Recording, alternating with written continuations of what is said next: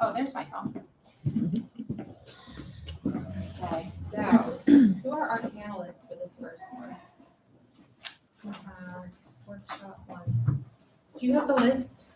Yeah. Who's on that list? Me and Melissa, and then one other. Gina. Okay, let's do it.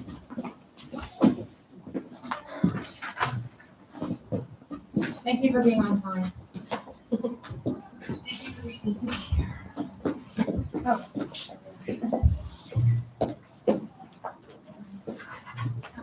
Gina.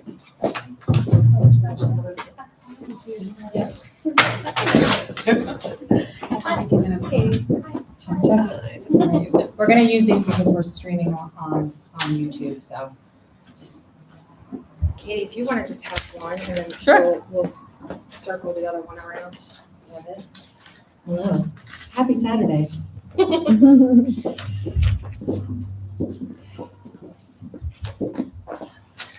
you want to start with anything? Okay, so welcome everyone. Thank you for being here. This is our first Creative Catalyst workshop. Very exciting. We have the honor and privilege of having Katie Pumphrey here moderating our first talk today. So I'm going to tell you a little bit about Katie. She's an interdisciplinary artist and ultramarathon open water swimmer whose paintings, sculptures, and installations draw from her life in the water to explore fear, imagination, and the instinctive push and pull between tension and play. Based in Baltimore, she pairs her rigorous artistic practice with record-setting swims and community advocacy, championing cleaner, swimmable cities and fostering connection through bold, creative, and athletic pursuits. Making her mark is proud to have awarded Katie an artist grant earlier in 2025 in support of her swimming pool project here at Creative Alliance. So, thank you for being here. Thank you. Well, welcome. I'm excited to hear from all of you. First, I want to introduce you. But actually, I would like you all to introduce yourselves, and then I can fill in with some bragging about their achievements. Let's do that. Okay, great. Hello, I'm Gina Casbaro. I am many things. I'm an intuitive life designer coach, a feng shui guide. I'm a dancer, I'm a musician, I'm a creative, and I am just really excited to be here. And I really believe in the power of following the spark in your own hearts, that spark of creativity, inspiration, curiosity, whatever it is. And I believe that when you're doing that, that's when you have the most positive impact on yourself, as well as your communities and the people around you. So I'm so grateful to be here with Root and everyone else today. So yeah, that's a little bit about me. Okay. Yes, I have personally experienced that spark with you. My name is Ruth DeMayo. I'm the founder of Making Her Mark, but I'm also a singer-songwriter and a novelist working on my novel for the last 7 years. So I now consider myself a novelist. It's been so long. I'm from Finland originally. I've been in Baltimore for 30 years and it's home and I love this town. I love the artistic opportunities here and it's just so fabulous to be supporting women artists because I'm so passionate about our voices being heard and feeling like our voices matter. So thank you so much for being here today. I am Melissa Sutherland Moss. I am from Brooklyn, New York. I am an interdisciplinary artist and adjunct professor at MICA. I also do performing work, and so I'm traveling with my soft sculptures because I'm traveling across the nation for Thanksgiving, and during the stops I'll be performing and shooting. I live and work in Baltimore, but I also live in New York, so I travel back and forth. And yeah. I love it. Excellent. Before we dig in, I did want to ask, has any, raise your hand if this is your first time to the Creative Alliance. Raise your hand if you've been here more than 5 times. Love that. And well, if you are unfamiliar, and for those following along, The Creative Alliance is a nonprofit arts org. This building, the Creativity Center that we're now in, is a new building compared to the Patterson across the street. So if you are new to the Creative Alliance, it is both this building that we are in, which includes, as you can hear, a dance studio above us. So that's the thumping we're hearing. There's also a culinary classroom on the other side of the stairs. And in the Patterson is not only two giant, beautiful galleries, a theater, performance space, there's also 8 live work studio spaces. So as you explore and get to know the Creative Alliance, make sure you visit those resident artists.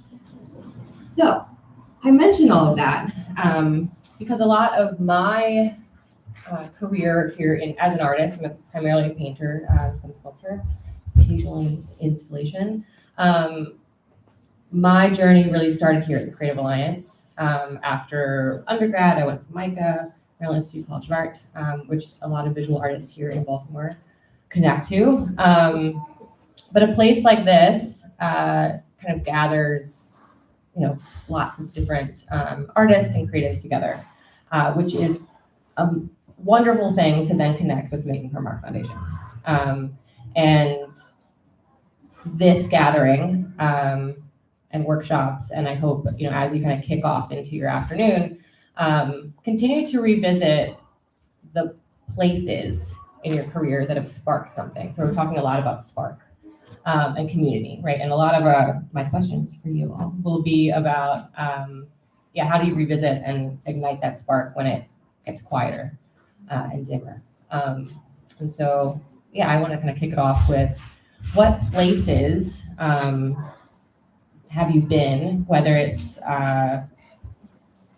like a pivotal moment in your career that kind of kicked off your work or how that changed, but take us with you on a little bit of a journey and then we'll dig in a little bit more here. But if there's any place, location, trip experience outside of maybe, the most classic of school or something.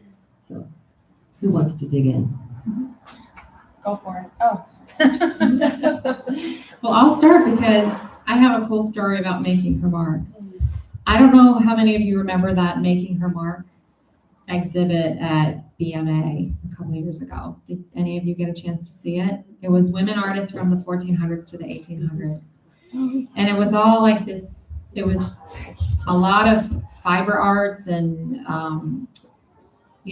fabrics and tapestries and a lot of paper crafts and just the types of things that women were just doing at home, but then also fine art and sculpture. And I walked through there just oohing and ahhing and gasping at all this beautiful stuff that women had made during these years when mostly we only know about the famous men artists from that time period. And I was just so moved by that.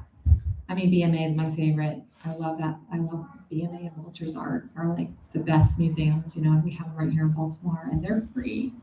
But I took the poster home and I hung it in my bedroom, and that was a couple of years ago. And when I was coming up with a name for this foundation, I was literally sitting on my bed, Googling like domain names. And then I was like, let me see if it's not going to be available. That's such an obvious no. But it was available and I bought it for like 10 years. I'm like, that's the name. Like I get chills even now.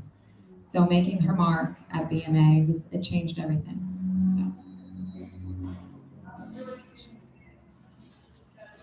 It's so fun of just like the intuitive connections that happen. And the story I'll share from some trips. So from 2021 to 2022, I took a year-long solo road trip.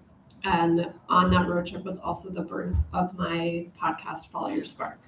And the essence of that trip for me was all about just like trusting the universe and following wherever I was led, and really felt like this whole year of exiting the matrix of like daily life, societal conditioning, all the programming that I had grown up with, and this year of really discovery and seeing who I met and what interesting conversations I had and and wanted to share. And that trip really changed my life, changed my career, changed how deeply I connected with intuition and spirit and that spark that I feel like is in my heart. So yeah, that was definitely a life-changing moment. I want to hear like that. I highly recommend it for everyone. So that takes me to the more mundane, right? So tell us a bit, and I'd love to hear from everyone, of but if you don't have, we can kind of bounce around. We're figuring this out.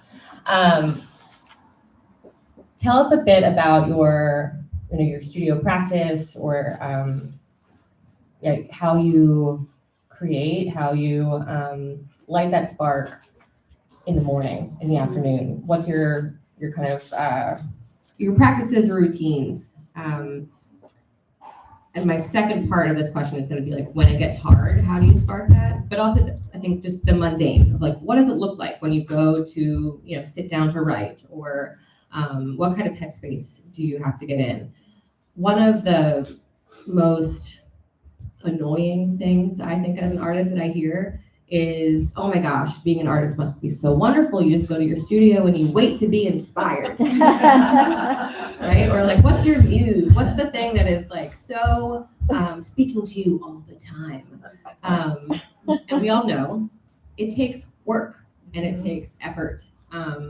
And you have to get into that, you have to go and do the things, especially when reality and life and deadlines are guiding what you do when. But to do that work, you also have to kind of like warm up, right? So as an athlete, I think about that a lot. What physically do I have to do to warm up? But also, what are the routines that kind of get my head ready to do that thing? And I think, painting, sculpture, dance, all these things are very similar. We just don't always think about that warm up in the same way, because it doesn't feel as like physical, like you're going to hurt yourself. You might, although it's more movement. So tell us a bit about your kind of routines, and then also, when you're really struggling, what's the thing that kind of, do you have tips, tricks, and what gets you there? So I'll share something that just popped in my head. I recently signed a lease for a new studio space November 1st. Congratulations. And I have not been in there.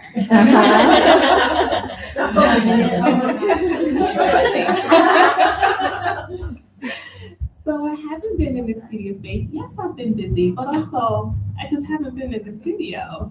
And it's been empty since November 1st. And I just haven't really been motivated. And so I keep telling myself, you know what, Melissa, just go take a table there. Mm-hmm. That's all you need to do. Don't think about all the other things. Don't think about the ideas that's festering. Don't think, just go and take a table. And so that was my goal this week. I said, Friday, I'm going to take a table. And so I went and got the table from my storage space. And when I got the table, there were some other things I saw. So it was just like this idea of just going to do one single thing. And so the goal was to take a table, but then I found a bunch of things. And then I took all the things that I found and I was like, okay, we're just going to place the table in there and that's it. But then I ended up spending like 6 hours, and then I went this morning at 8 a.m. And so for me, it's just like telling myself, all you need to do is just start the thing. Just do the one thing, get into the space, right? Because there's many times where I haven't created in 3 months and I'm in my own way. I'm like, just blocking myself from doing the thing. But all I need to do is go to the studio space and sit. And that's the goal. The goal isn't like start scribbling or start writing. The goal is to go in the space and sit. Because that's the beginning of the work. That's where the practice sort of begins for me. And then sometimes too, like when I get into a funk, so let's say I do get into the space and like nothing comes up of me going there, I do have an anchor.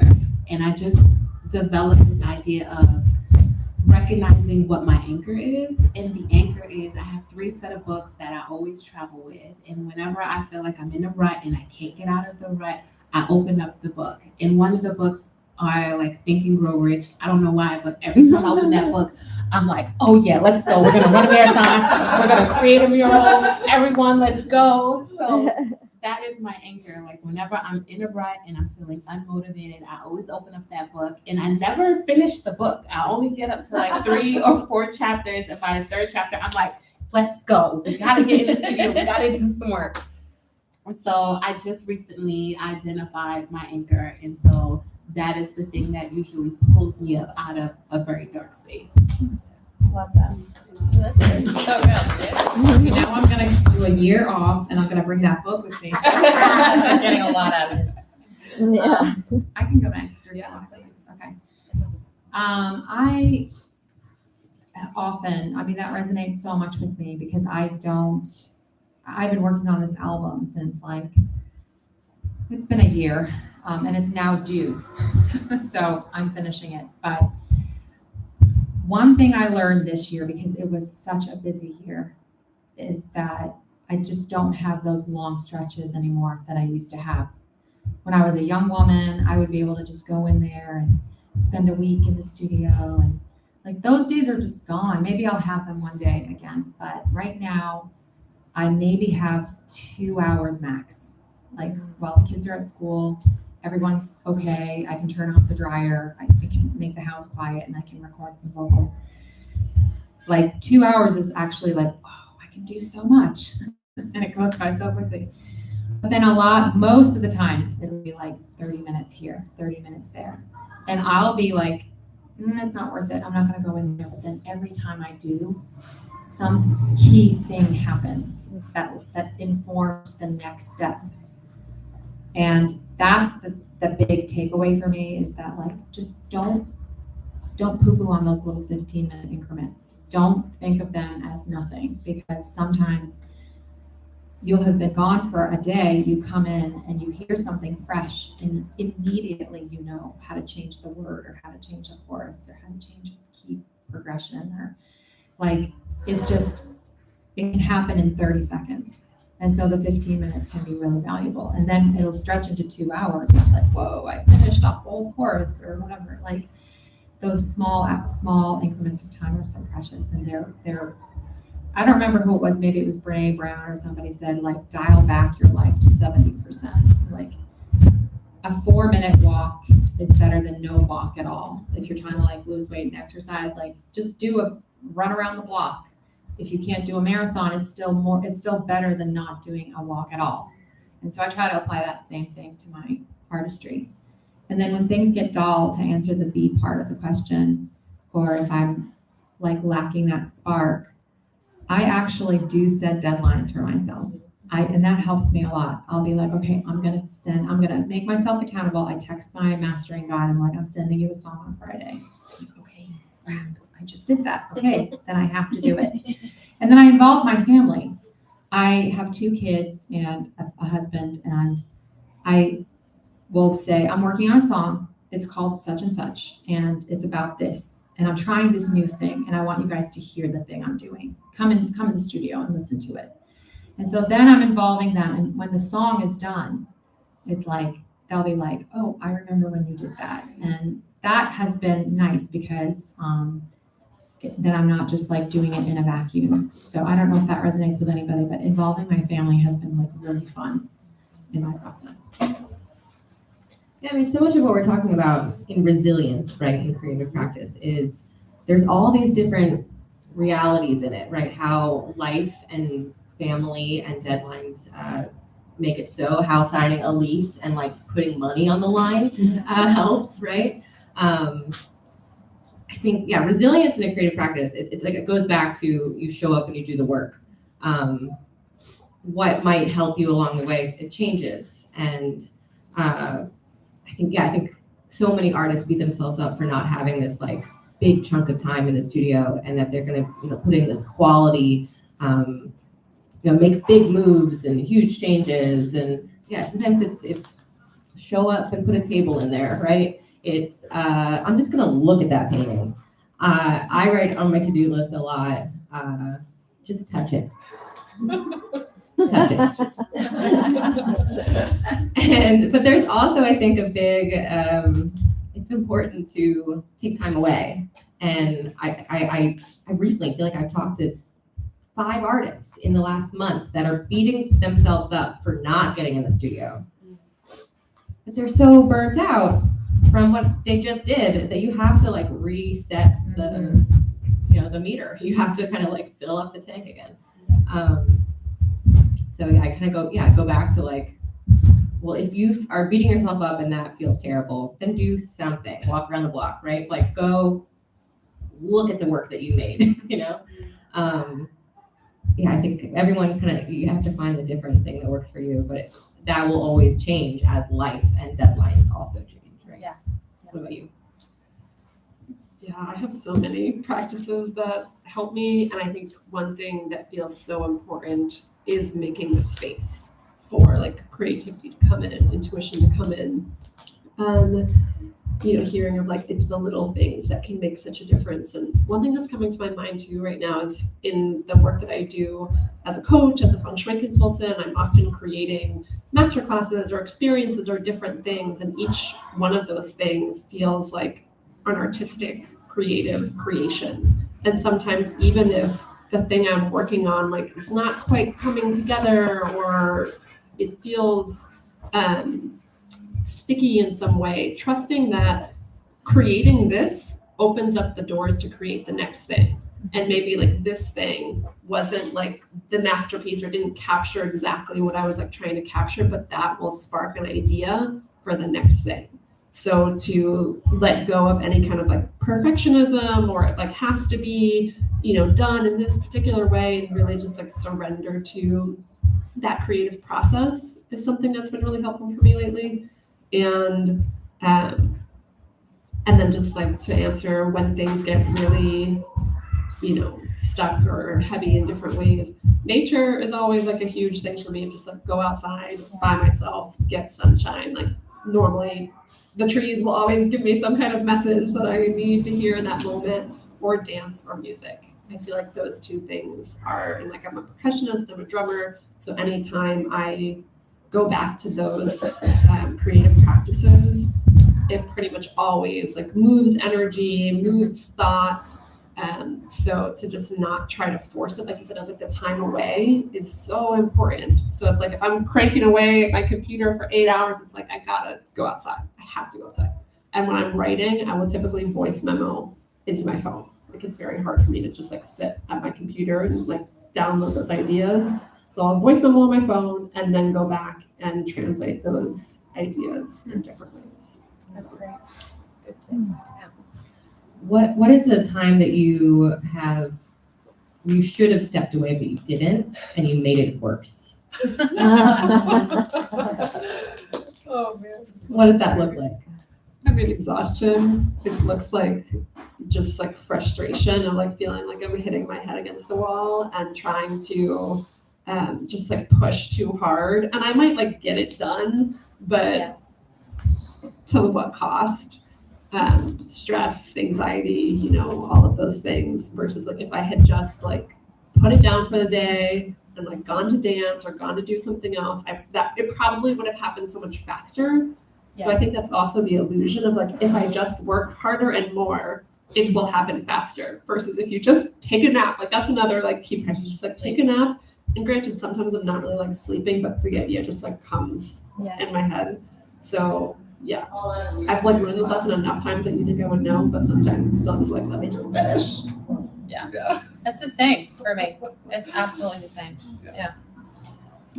I don't know if there's ever a time where I've been creating and have made anything worse, because for me, it's about the process. So even if things were, I guess, deemed as worse or bad for me, that's part of my process and I embrace that. I think when I think about making things worse, sometimes my body fails because I do a lot of performative work. And so now I'm really trying to figure out what balance looks like for me and what rest looks like for me. And that topic now has been a part of my work. And so there has been times when I've made things worse by continuing to work and then my body shuts down. But then thinking about rest now becomes a part of the practice. So again, it's like that process, the process of working, other things come up, and that's the beautiful part about it. Wonderful. Yeah, I worked on a painting recently. I was at the studio for like 9 hours making moves on this one painting. And then in the last hour, I painted it all out. The whole section I had been working on. And so I did feel like I should have gone home, right? I should have gotten a good night's sleep. I should have seen my husband. I should have cuddled my dog longer instead. But in making it worse, it then gave me the guts to block it out, right? I think in painting, often I am working around a piece that I like, right? And so the idea of like kill your darlings, I think is, it's huge risk taking to get to the good stuff, right? I think you have to be willing to make it worse, or battle it out in some way to get to the good stuff. But that's hard. Yeah. So my next question for you all is, thinking about, it is really hard to be an artist, right? It's hard work. You are putting yourself, especially to share it with the world, you're putting yourself out there. I joke that as an artist, as a professional artist out there trying to make a living doing it too, I joke that I'm basically a professional gambler. I'm taking huge risks and betting on myself, right? And we artists have to do that, no matter what the project is, no matter how long it takes. 7 years on a novel, you're all in, right? Professional gambling. And I think that's one big piece of advice that I give, especially to young artists. It's worth visiting at all times in your career, even at the heights. You have to be your own biggest fan, right? Yeah. So I also think a lot about the professional side of being a creative. I always describe it as it's like driving 2 cars at the same time. One car is your work, right? Your creative practice, your goals of where you want that work to be, how you want that work to be experienced or shared. And the other car is the business car. How you actually do those things, right? The practicalities of, the cost of studio spaces, the cost of entry, the cost of putting your work out there, the marketing, the many, many, many, many hats that artists wear, right? So it's 2 cars and a lot of hats. So that's the visual here. I use that metaphor of 2 cars also because you can't really drive both at the same time, right? You have to put what makes sense, what will sell, what will people show up for. You have to kind of put that out of your mind, the practical business side, when you're taking those risks and digging in on a project. So that business car has to slow down, right? In order to make those risks with your creative process, you have to believe in what you're doing, which takes a lot of fuel, a lot of gas, right? But then, you have to also, it's not just showing up and waiting for something to happen or making the work. And you think I think this is something that also out in the world is like, well, this painter is so good. Of course their work will sell. Of course their work will be in museums. And we all know that you have to do that business side too. So how do you keep the cars separate, right? How do you keep backing your creative process and standing up for your goals, even when it practically doesn't make sense, right? Or that business is suggesting something else, right? I once had a gallery owner tell me that I was heading in a direction with my work that she couldn't sell, so I should change it. And I should keep doing what I was doing before because it was selling. I was like, well, I'm not really interested in that anymore. So I'm gonna keep going. Sorry. But she had to make choices for her business and I had to make choices for my creative process. And the business of that, you're betting the long game. So yeah, so my question is, feel free, anyone wants to jump in first. How do you separate the business from your creative process? How do you, how do you like keep yourself going and build that resilience when you're getting rejected, or when things aren't working as much in the business side of things, or the awards, or the different where you want your work to go isn't always happening in a practical way that you want. How do you kind of keep going and keep pushing through that? I heard the word rejection. That kind of sparked an idea for me. I think that rejection fueled me as a young artist. I was like, oh, really? You're going to say, okay, watch me. Like, that was my fuel.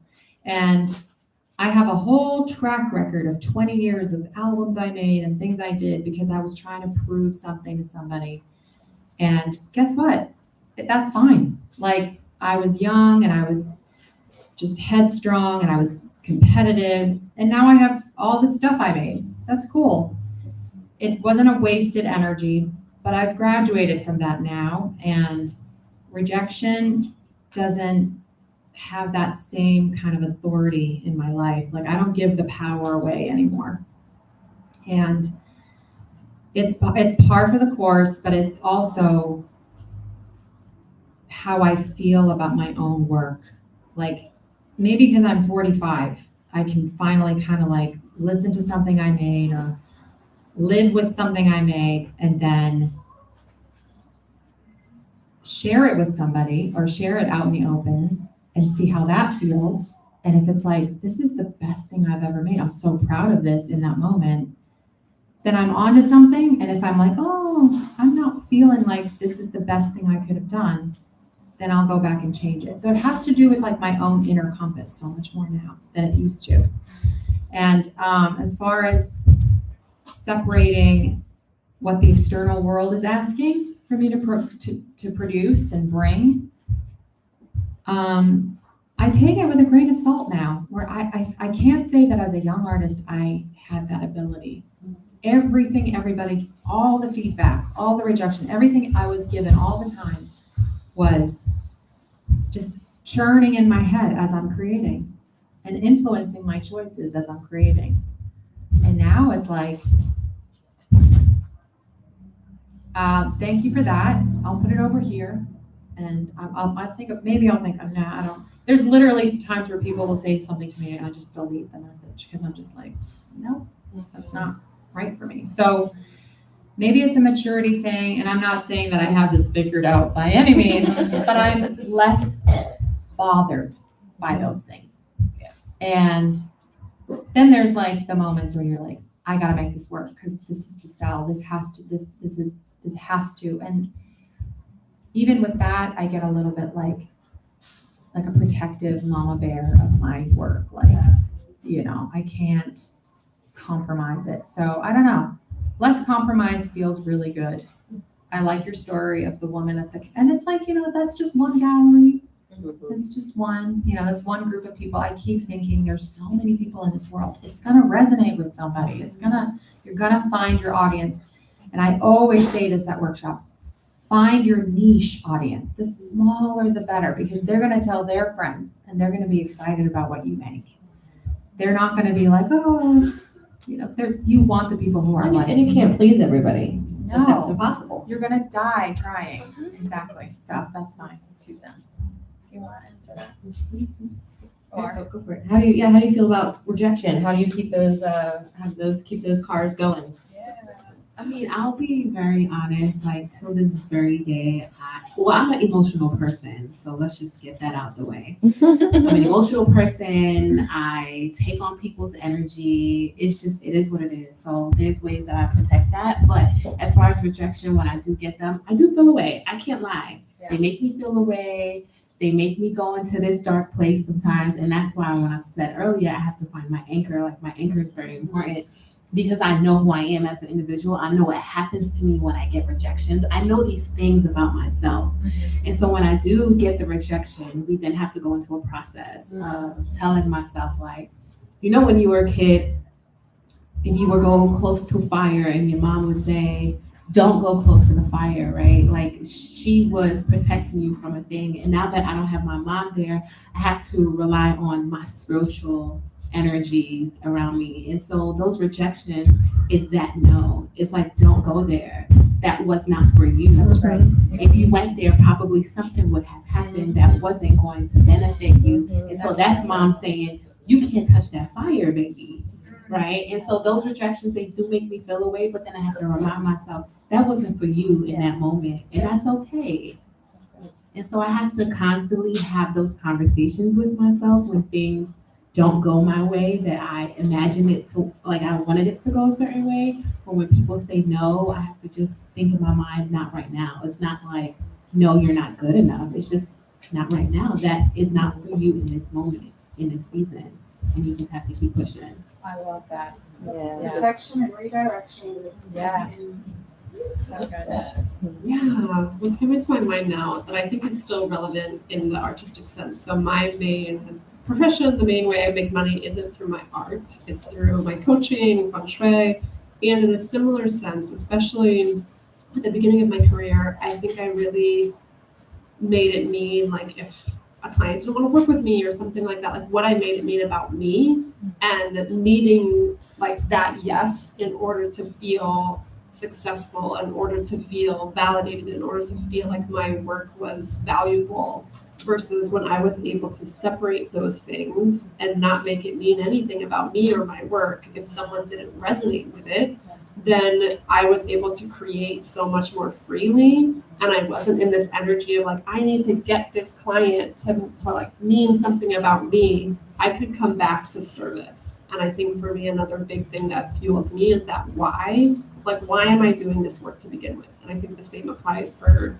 any artistic or creative endeavor of like, what fuels you to be doing that? And I feel so deeply driven by my purpose so that I can come back to that. Like, I know I'm here to spark a tidal wave of transformation, and that's what I do in my work. And if someone doesn't resonate with it, if someone doesn't like the particular package that I created, like, that's okay.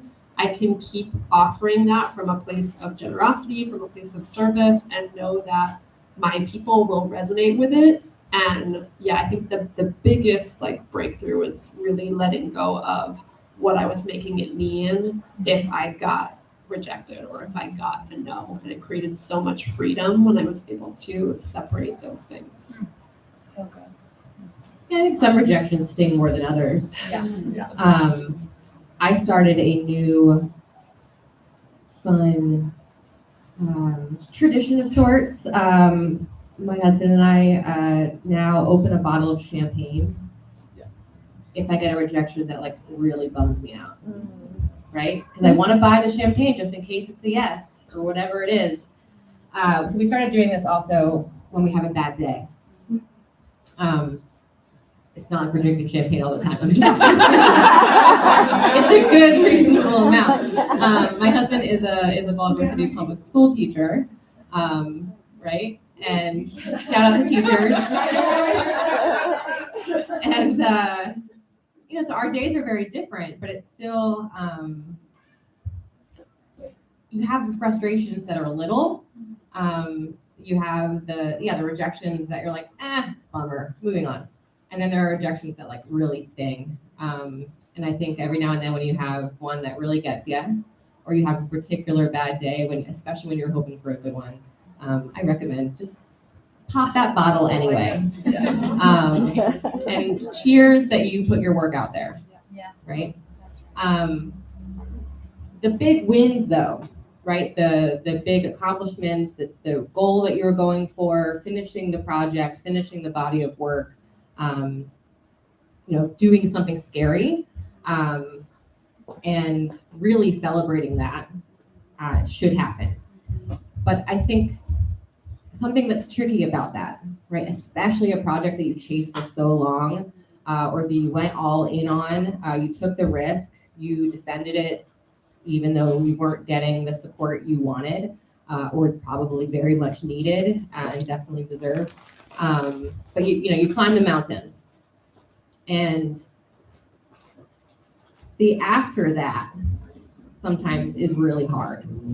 I just had a solo exhibition here at the Creative Alliance, and it was everything I hoped it would be. The show is now over. The work is back in my studio or making its way out into the world, hopefully. And I feel like a sense of loss that I'm not chasing that anymore. I feel a certain amount of freedom of like, okay, great, let's keep it rolling. And I do think it's easy to lose speed, right? When you're so tired, and we do have to refuel and take care of ourselves physically and emotionally. But when you're really in it, there's something that's like so exciting about that, and it feels like you're on fire. So when you all have reached a big goal, finished a big project, you've done something that wasn't that sting of rejection, it was the win. So what do you do to take care of yourself and to get back to it, get back to your practice? What do you do in that middle time when it does feel like a down, right? And I think that's a really complex feeling because everyone is also seeing this thing that you just did and shared and like, oh my gosh, congratulations, yay. It's all of the big yays. But you're also processing those other complex feelings, right? What's been a time that you have felt that, and how have you gotten through it? Or in having those experiences, how do you prepare for it, right? Because it does feel like a tidal wave of feelings sometimes, right? I like that you said tidal wave. So what have been your experiences, or what would you suggest to people? Yeah, I can share something. Back in September, so I facilitate dance, and I facilitated my first like big all gender dance called Yin Yang in September that I was working on for a while, and it was like a masterpiece. Like it was so beautiful. The community loved it. Like it was just so special. And afterwards, I was so emotional, and just like all kinds of things came up, just things about my leadership, how I wanted to show up in community, what kind of facilitator I want to be, so many questions.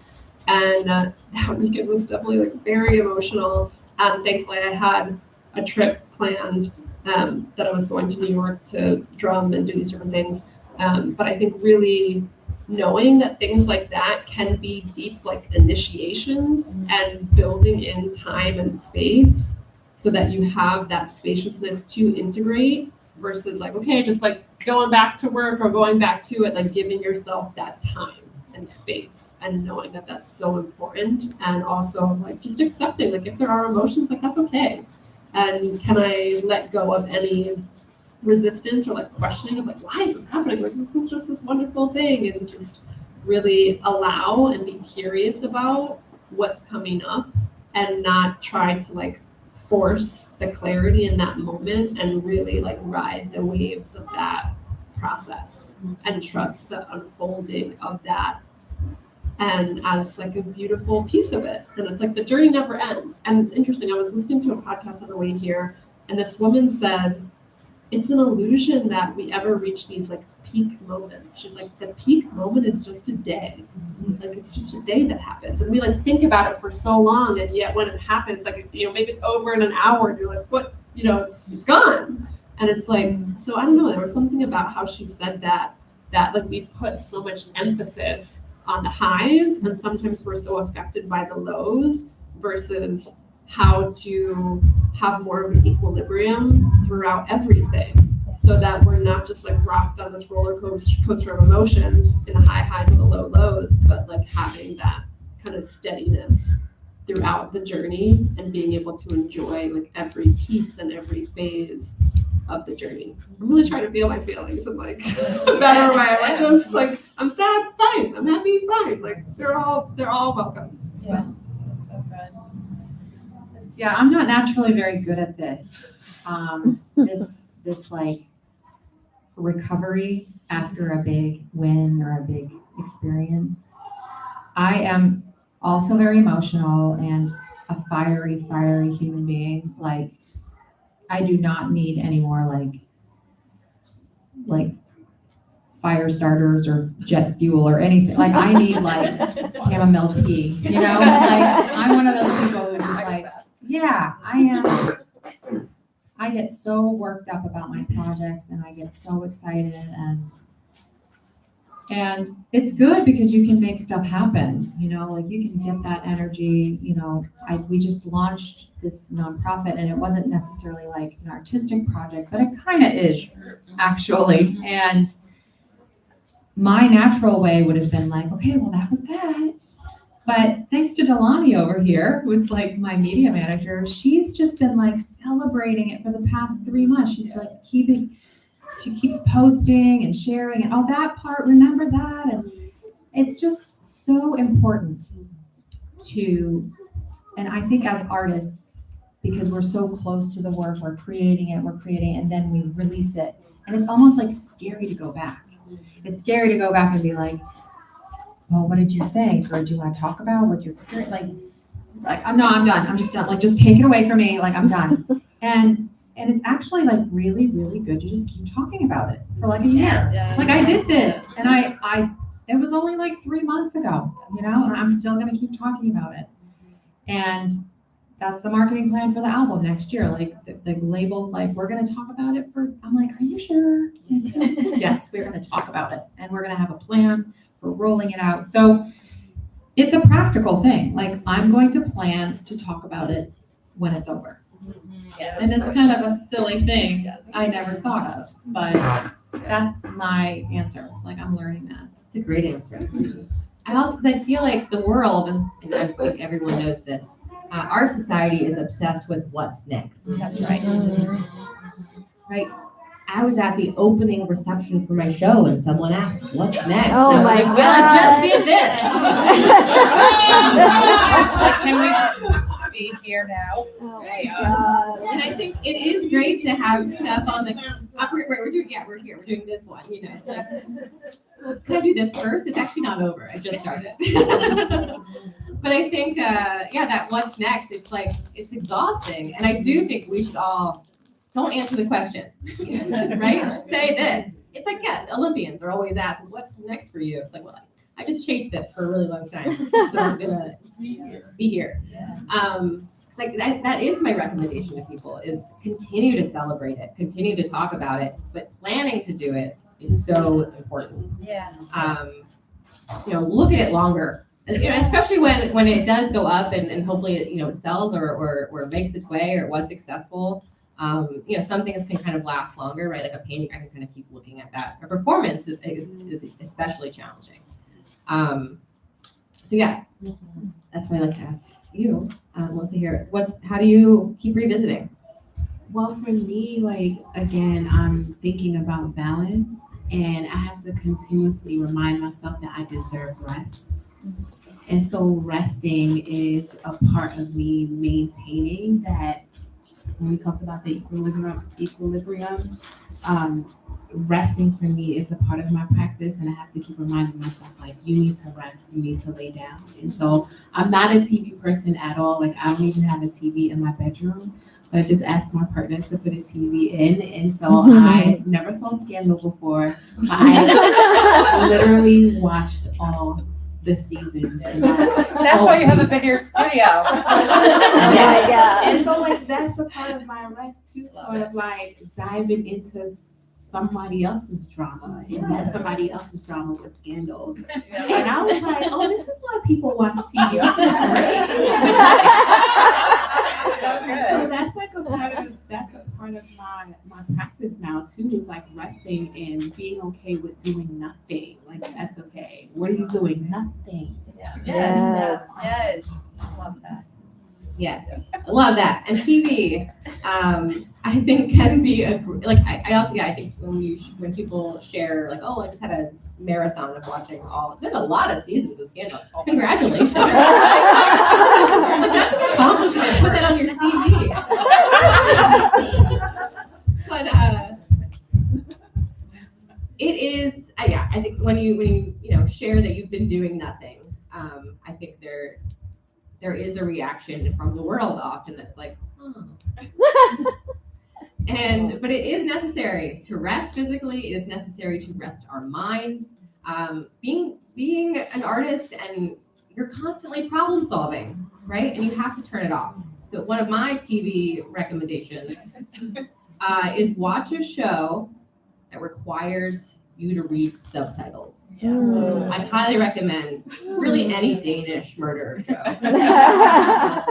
They're well produced. I have no idea Emily what they're Poet. saying. Emily Poet. Italian subtitles. It's fabulous. It's like a semi-true story about the first female lawyer in Italy. Yes. So I'm in. good. Everyone should watch it. But it requires me to watch it because I have to read, and especially when it's like a thriller or something, I don't know what's going to happen, or or like a really intense drama. I don't want to miss it, right? And so sometimes you go to relax and physically, recover. But then somehow we find ourselves also like scrolling and keeping that problem solving going, or you're so in it and emotional and like raw when you're in a project that then you also find yourself comparing yourself, right? And that isn't rest. So I find that if I have to read the subtitles, then I don't look at my phone, I don't problem solve, I don't think about tomorrow and the deadline and my to-do list, right? So that's one of my tricks. Do we want to ask any questions? We do, yes. I think we have 5 minutes. So I want to open it up and see if you all have questions for our panelists here about resilience and their practice. Anyone? I have a question. I've heard inviting others into our work as accountability for our work, and I'm curious also, what does community look like for you outside your individual practice? Let's repeat the question in case they didn't hear it on the Yeah, so the stream. how does community, what does that mean to you? How does that fuel you? How do you invite it in? And what does that look like? And which areas of community do you go to? One thing I'll share, so the dance community I'm a part of is called Sparkle Space, and we primarily host dances for women, non-binary femmes, and when I think there were some questions of like resiliency and like what keeps you going, and we've just gotten so much feedback when people come to this space that they had no idea how bad they needed this. And just like hearing that again and again and again. And we always like start the dance and end the dance with community and sharing and connection. So just like getting that affirmation every single time is just so deeply rewarding, and feels like there's 5 core like leadership team members, and it just feels very co-created with the community.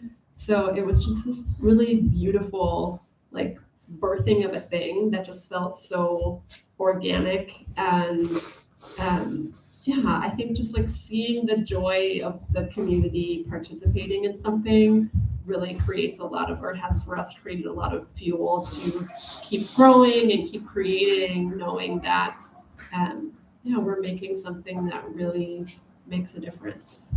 So that's all Community. I will say, like I shared earlier about how when I was a young artist, I was competitive, and one of the things that I did differently was I felt separate from my audience, and I felt very like I'm creating and I'm doing this thing, and it's not open for debate, and that's good. Like we have this discussion too, like have your vision. But the people who buy a ticket to come to your concert and the people who come to your show, like they're already passionate about your work. And I've started to co-create experiences with my audience now. Like they're so much a part of my creative practice. Like I get it done, and that's 50%. And then sharing it with the world is the rest. And my audience is the reason why I'm doing this work. They're the reason that I care, that it's good, that it's understandable and clear and motivating and inspiring and harmonically beautiful. Like the reason is the people. And so I would say that they're with me as I'm creating. I'm thinking of specific people, but I'm also thinking of what's the experience I want people to have as a result of what I'm doing. And so that's how community shows up for me. And then you get to be in person together, and there's nothing better.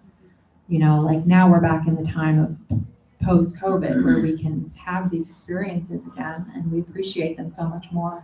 And I think we can all agree now that this part of life is one of the most, this community right here, like sharing about our art, this is some of the most important aspects of an artist's life. This is why I created Making Her Mark, because if we don't have a place to go and share the process and the journey with each other, you know, there's this whole other aspect of our artistry that's missing, and of what we can be doing with it to help others, you know, and to serve a community. So very much people-centered art making is happening in my life. Very much thinking about people all the time.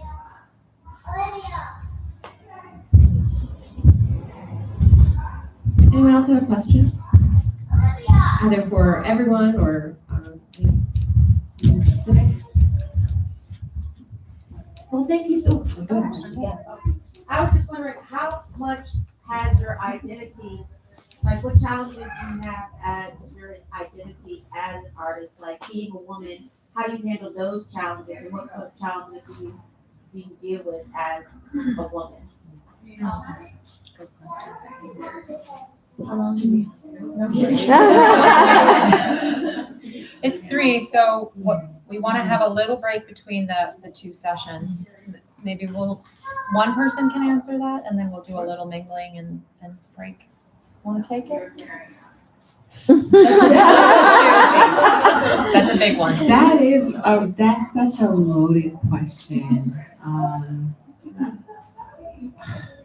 I don't even really know what to say. Like, I mean, from my personal experiences, especially as a Black woman and Afro-Latina and American and Jamaican and African, and like, you know, and then you add the woman on top of that. Like, there's so many different challenges that I deal with, from not feeling like I belong, or not feeling like I belong to one community and the other, and like this liminal space, and being shut out of spaces because how I identify, or my work not resonating because it's from me and I look the way that I look.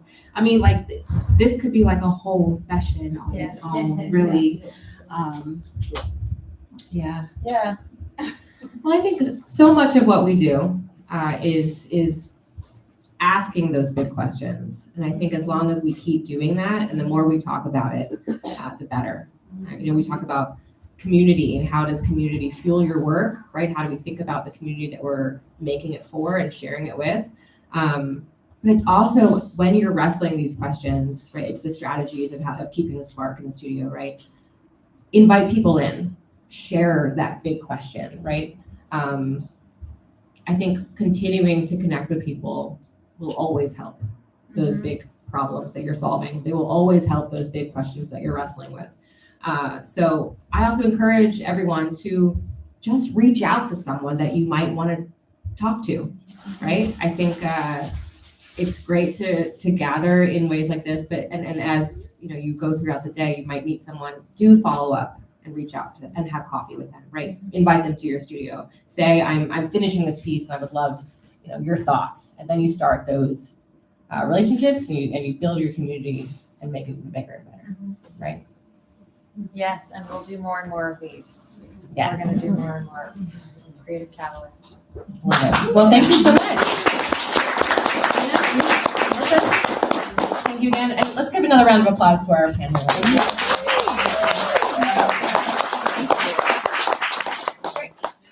Have a 10-minute break.